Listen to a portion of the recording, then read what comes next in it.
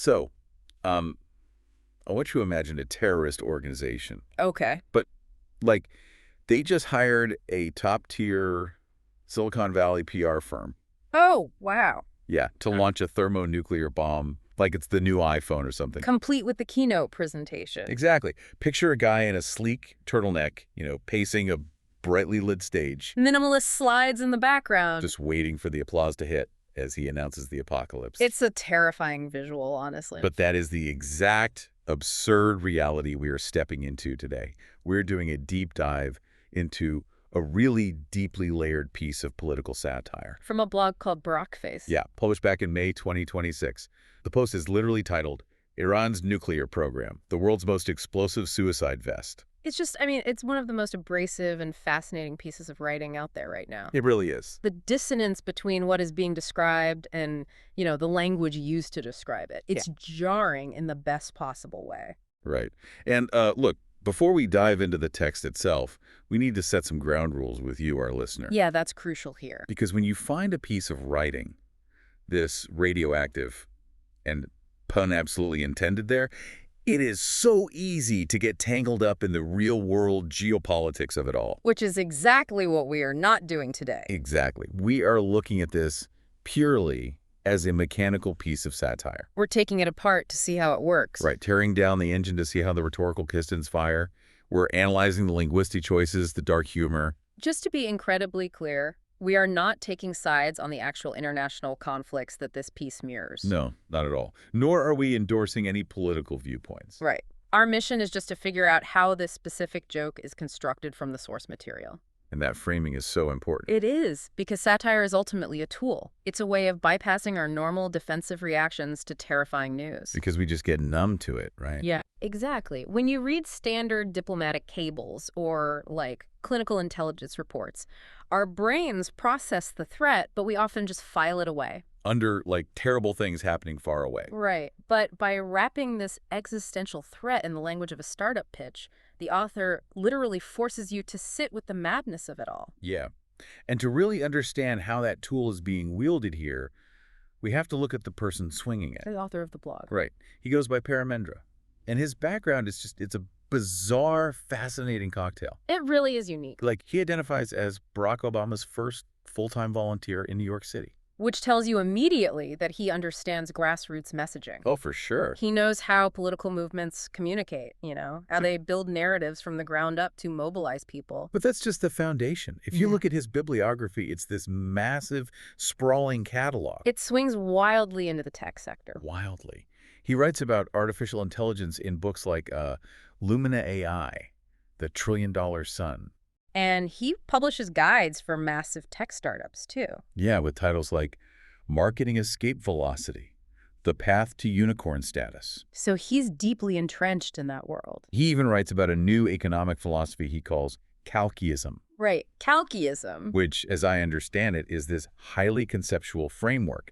It attempts to map out how emerging technologies, AI, new market structures, how all of that is going to fundamentally rewrite human economics. Precisely. Calkyism is essentially this utopian, tech-driven economic vision. Okay. And that is the exact lens you have to look through to understand this satire. Because of the vocabulary he uses. Exactly. You have an author who is deeply immersed in the hyper-optimistic, metric-driven language of Silicon Valley venture capitalism. The buzzwords. All right, he speaks the dialect of disruption, scaling, and unicorn growth fluently. And what he does in this piece is violently smash that vocabulary into the bleak, destructive reality of extremist martyrdom. Okay, let's unpack this. Yeah. Because the conceptual leap he makes right out of the gate is just wild. It's a huge leap. He essentially reimagines the entire purpose of a nuclear weapon. Right. Because historically, a nuke is a strategic deterrent.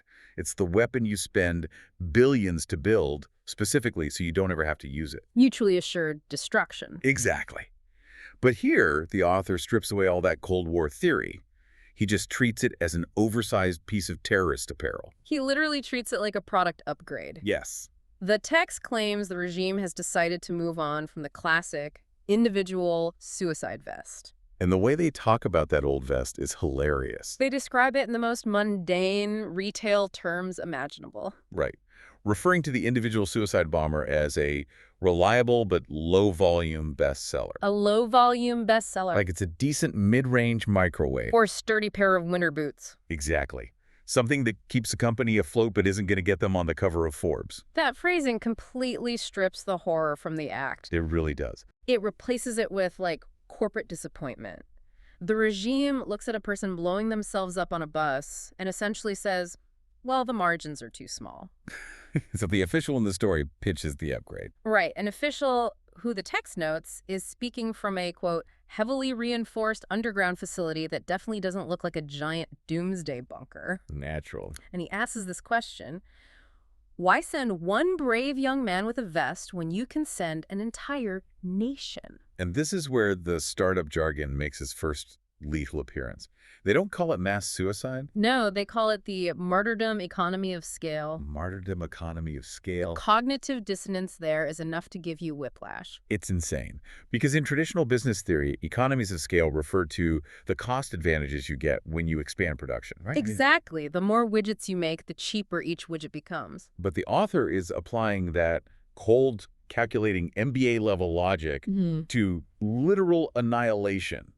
But wait, let's switch back on that logic for a second. Sure. If I'm scaling a business, say I run a successful local bakery. Okay, a bakery. My goal in scaling is to franchise globally so the company survives and dominates the market. Right. Survival is key. So isn't the fundamental flaw of this martyrdom economy of scale that the entire company literally destroys itself during the launch? Well, yes. How does the author handle that glaring paradox? By leaning into how these specific organizations measure success. Okay, what do you mean? In standard business, survival and profit are the metrics. In this satirized regime, the metric is impressions. Impressions. Like on social media. Exactly. They actually break down the math in the text. A fictional engineer complains about the ROI of the old individual vest. The return on investment. Right. He notes you might get 20 or 30 casualties on a good day. It's just an inefficient use of resources. But enriched uranium. The official points out that gives you a glowing crater the size of Israel, ensuring headline material for centuries. So they are optimizing for historical engagement. Yes. It's the ultimate critique of the performative nature of terrorism. That makes so much sense. Their act of violence isn't a means to a geopolitical end. The violence is the product itself. It's all about maximizing the spectacle. And to drive home the absurdity of scaling this up, the engineer provides this incredibly vivid analogy. Oh, the falafel cart. Yes. He says upgrading to a nuclear vest is like going from selling single falafel to owning the whole food cart. Except the food cart explodes and takes out 3 neighboring countries. I love that image. The exploding falafel cart. It's so good. Because it baits you, right? It starts with a completely relatable, upwardly mobile aspiration. We all understand the hustle of wanting to own the whole cart instead of just selling one falafel at a time. Right. It lures you into the logic of entrepreneurial growth and then just violently yanks the rug out. But it perfectly illustrates the total absence of self-preservation. And they wear that lack of self-preservation like a badge of honor. They really do. The author mentions a new slogan that is reportedly spray-painted on their centrifuge facilities. Oh, I remember this. Death to Israel, even if we have to take all of Iran with us. And Lebanon and Syria and whoever's nearby, inshallah. The casualness of those parentheticals. And whoever's nearby, inshallah. It's treating mass civilian casualties like a minor shipping error. It really brings you to the absolute cosmic extreme of this mindset. They decided personal martyrdom is just for amateurs. What's fascinating here is how that leads to the phrase, instant Ummah upgrade. Right, the upgrade. The author uses this term to mock the logical endpoint of the ideology by framing a thermonuclear detonation as an instant spiritual upgrade for the entire global community. He strips away the supposed nobility of the individual sacrifice. It's no longer a devout act of faith. Exactly. It's industrial scale processing. So, okay, they have the business model figured out. Yeah. They are transitioning from retail to wholesale martyrdom. Yeah. But, I mean, you can't just put a spreadsheet showing a great ROI on a billboard and convince millions of citizens to gleefully vaporize themselves. Oh, you need a theological sales pitch. Exactly. How do they justify the complete annihilation of their own people?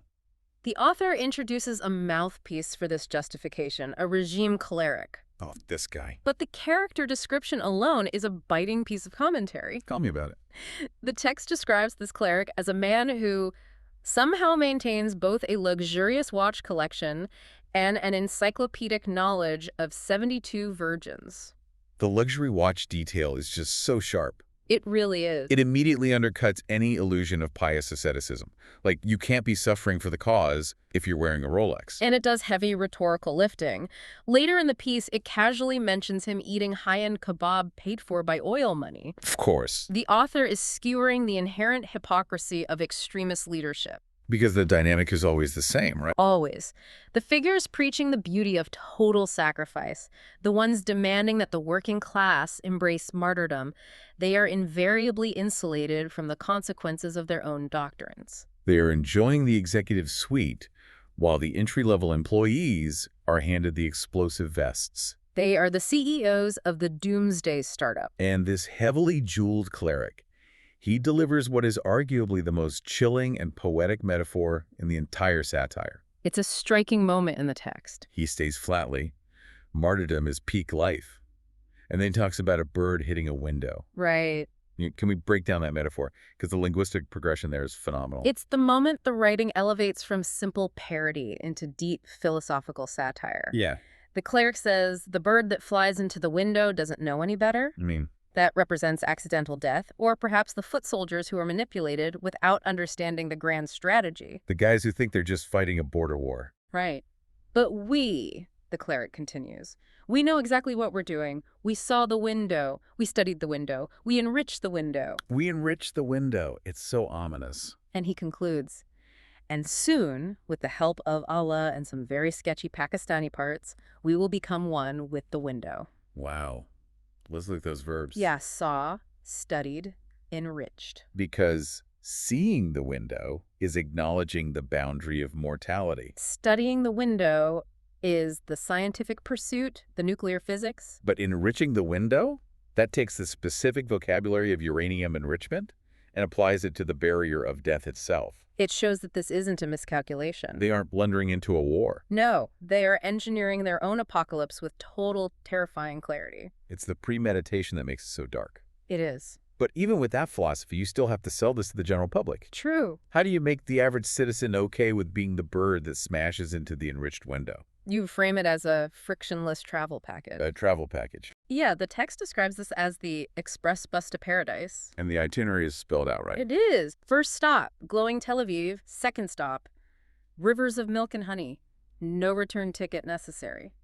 I found it fascinating how that framing just deletes all the complexities of actual geopolitics. It completely ignores them. Like when the fictional Western analysts in the story try to apply standard logic, pointing out that national suicide is a terrible long-term strategy for infrastructure and economic growth. The regime just waves them off. Because the Western analysts are playing chess, and the regime is playing a completely different game. Exactly. The cleric dismisses the need for long-term planning by pointing out that paradise doesn't have traffic or inflation. Paradise doesn't have traffic or inflation. It's such a great line. I had to put the text down when I read that line. It is so brilliant because it takes this grand, cosmic, existential threat and anchors it to the most irritating, mundane aspects of modern urban living. It highlights how radicalization often preys on everyday exhaustion. That's a really good point. If your populace is suffering from a broken economy, hyperinflation, failing infrastructure,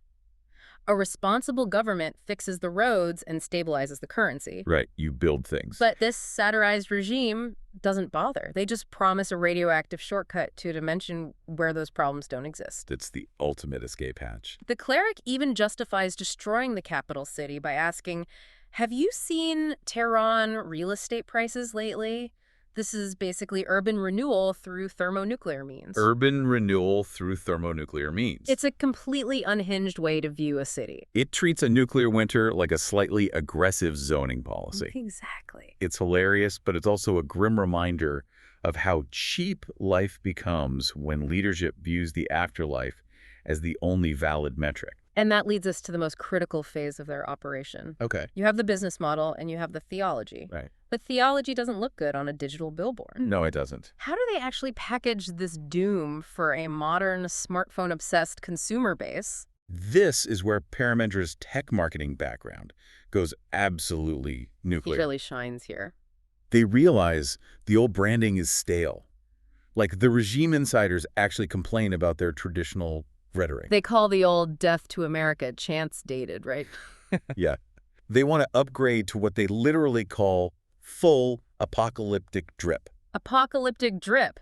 Just merging Gen Z aesthetic slang with mass casualty events. It's grotesque. It is. And they don't just stop at the slang. They give the weapon a name that sounds like it should be unveiled at a keynote address in Cupertino. Yes. The Shaheed Max 3000. Adding Max and 3000 instantly maps the language of premium consumer electronics onto a weapon of mass destruction. Right. It's no longer a bomb. It's a lifestyle device. It implies there was like a Shaheed Max 2000 that just didn't have the battery life or the blast radius consumers were looking for. Oh my. Yeah. And the new doctrine to accompany the launch is, why die alone when you can take the whole zip code? Here's where it gets really interesting, though. They don't just use hardware buzzwords.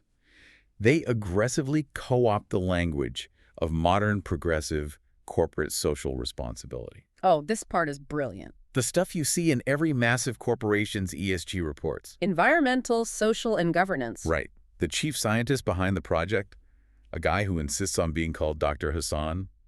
Call me Marty Rafsanjani. Call me Marty, short for martyr. Yes. The casual branding of his own title is spectacular. It's so deeply Silicon Valley. Marty insists they aren't making weapons. What does he say they're making? He says we're making dreams. Dreams that flash brighter than 1,000 TikToks and leave Israel looking like a parking lot on the sun. That is quite the pitch. But it's how they describe the morality of the act that blew my mind. They call forced national suicide conscious consumerism. Wow. They refer to it as death with intention. Very mindful. Very mindful. That is a laser-guided critique of the modern wellness industry and corporate speak. By using terms like conscious consumerism and mindfulness to justify an unprovoked nuclear strike, the author exposes the absolute elasticity and emptiness of those buzzwords. Because we see companies in the real world use that language all the time. Exactly. They use mindfulness to sell us everything from data harvesting apps to fast fashion. Right. Buy these sweatpants. They're very mindful. And the satire takes that to the logical extreme. If a regime can use mindful to describe a Holocaust, it forces you to realize the word has lost all objective meaning. And it gets worse when they dive into diversity and inclusion. Oh, the equity angle. Yeah. The regime's marketing strategist boasts that the Shaheed Max 3000 is democratizing death. Democratizing death. They frame the weapon as a triumph of equity because, quote, everyone gets to be a Shaheed. It's pitched as a fully inclusive event. Right. The blast doesn't discriminate. The tax accountants get to be martyrs. Yeah. The guys standing in line for free government bread get to be martyrs. It's a perfectly egalitarian apocalypse. It's a dark, twisted mirror held up to corporate inclusivity programs. How so? Because in a healthy society, equity is about removing systemic barriers so everyone has an equal opportunity to thrive. Right. The satire perverts this. They remove the barriers so everyone has an equal opportunity to be vaporized. That is so bleak. It mocks the performative nature of corporate initiatives that often focus on achieving superficial demographic metrics without actually improving the material conditions of the people involved. Like putting a rainbow logo on a terrible product. Exactly. Here, the ultimate equitable outcome is that everyone is equally dead. I have to bring up the actual spec sheet for the bomb. Oh, please do. The author includes a promotional list of product features that will blow you away. Literally. Naturally. And mixed in with the all-in-one martyrdom and a Jew-focused GPS that supposedly targets via Farsi, Arabic, and passive-aggressive emojis. Hey, passive-aggressive emojis. Yeah, that's what it says. But there is also this incredible environmental angle. Ah, the greenwashing segment. Yes. This might be the sharpest critique in the entire piece. Break that down for me, because they actually argue that vaporizing Israeli beaches is a net positive for the planet because it eliminates their carbon footprint. Right. How's the author utilizing the concept of greenwashing here? Well, greenwashing in the real world is a PR tactic. Right, making dirty things look green. Exactly. It's when a fossil fuel company, for example, spends $50 million on an ad campaign talking about their tiny algae biofuel research lab. While simultaneously spilling millions of gallons of crude oil into an ocean. Precisely. It's using environmental buzzwords to mask inherently destructive behavior. Look at our green logo. Ignore the smokestacks. Exactly.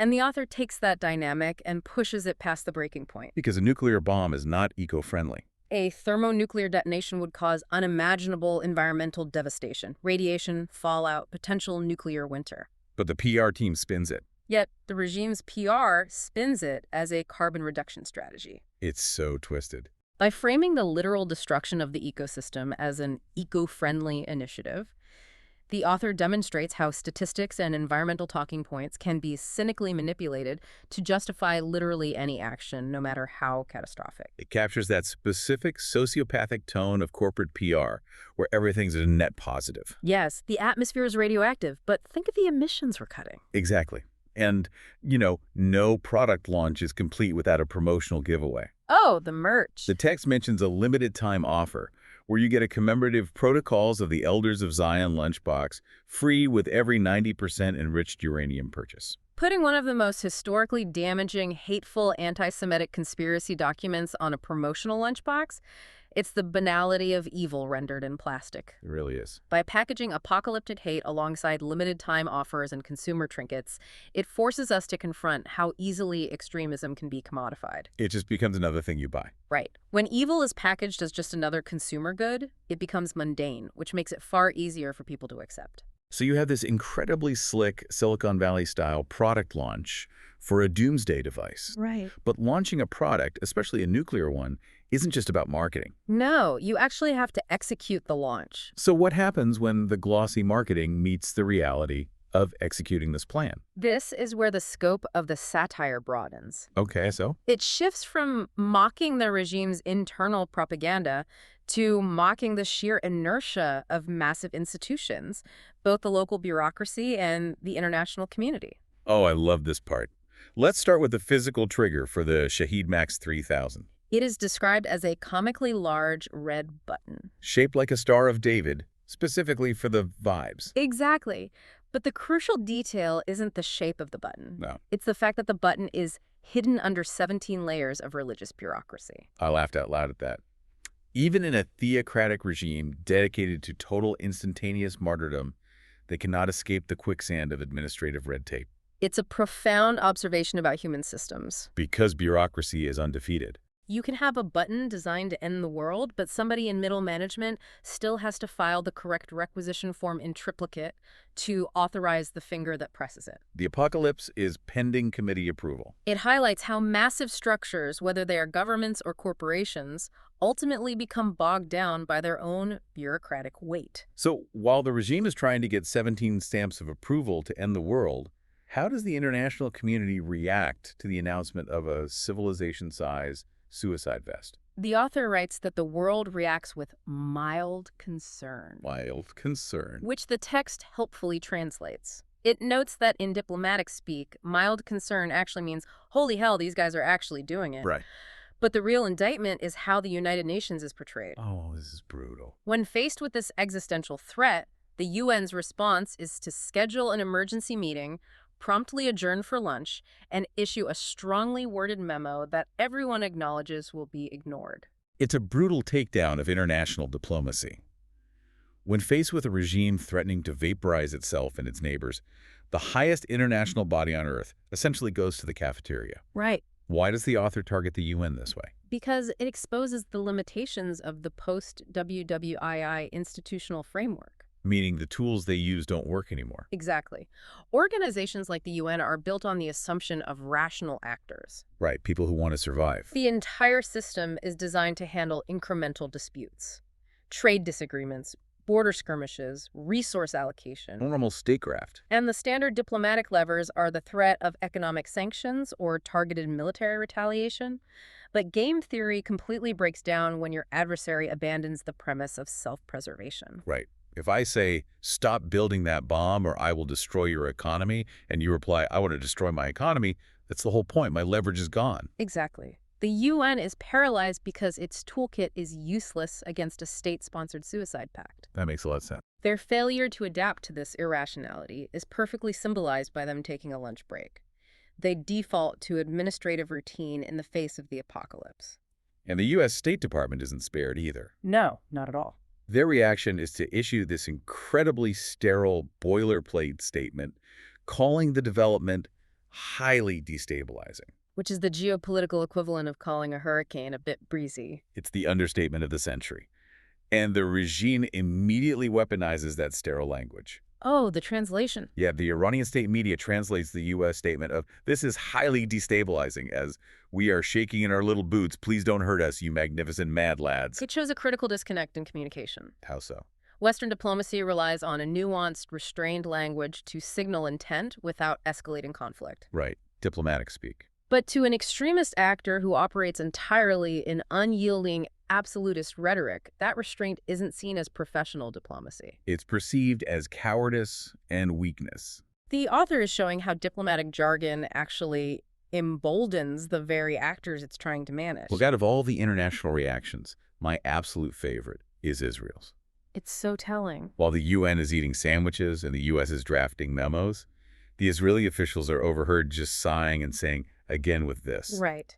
The text notes they react with the casual energy of someone changing a smoke detector battery. That is a staggering observation about the normalization of trauma. It really is. For a nation that exists in a constant, perpetual state of high alert, surrounded by hostile rhetoric, even the announcement of a thermonuclear Shahid-Vex 3000 just becomes another Tuesday. Just another thing to deal with. The exhaustion in that response, again with this, perfectly captures the psychological toll of living under an existential threat. Because you can't maintain a state of panic forever. The apocalyptic rhetoric ceases to be terrifying and just becomes background noise, an administrative chore, a beeping smoke detector. It reminds me of the ultimate toxic workplace environment, but scaled up to a geopolitical level. That's a great way to put it. Everyone is just so burned out by the dysfunction that they stop reacting to the fire alarms. They just let it burn.